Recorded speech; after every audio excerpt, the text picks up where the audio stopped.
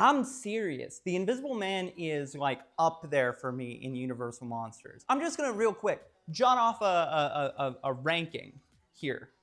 Bride of Frankenstein, 1. Frankenstein, 2. Dracula, no. Right now, Wolfman, Invisible Man, Dracula, Son of Frankenstein, which is actually really, really good. Original 20s Phantom of the Opera, Creature?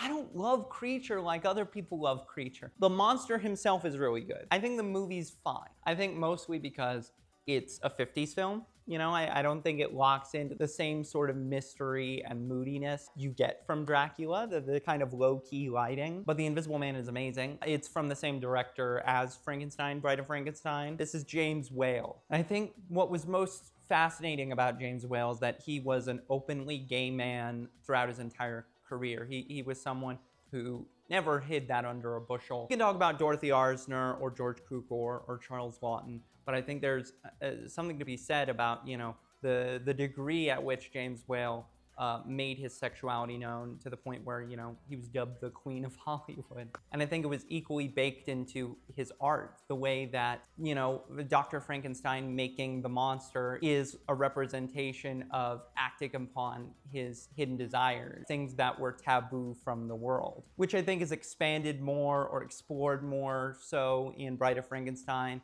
where they create the Dr. Pretorius character, which is kind of an exemplar representation of camp. And, you know, you have Dr. Frankenstein, who's at the beginning of the movie like, I'm done with that, you know, stuff. What I did was wrong. And Dr. Pretorius is like, is it though? We could, if we teamed up, who knows what could happen? In the same way that I think some people look at Top Gun.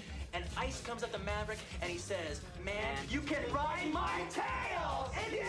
Not to mention the blind man in the cabin scene, which is, I think, one of my favorite scenes in all of movies, which is just this tender scene of acceptance and understanding, feeding into ideas of potential domesticity between two males. But I think Invisible Man is a really interesting take because it shows sort of the manic side of all of this, where it's like, we're gonna run rampant. Like, I'm gonna just go crazy. Like, I can't be cooped up any longer. And while all of these are through prisms of monstrousness and otherness, you know, that isn't entirely compatible with modern LGBTQ plus sentiments, normalization. I think that primal rage feeling of The Invisible Man it stands evergreen. And, you know, it's a perfect period piece, because even, you know, it's a period piece in the sense of like, there's English bobbies, but there's also, this was what the thinking was back then.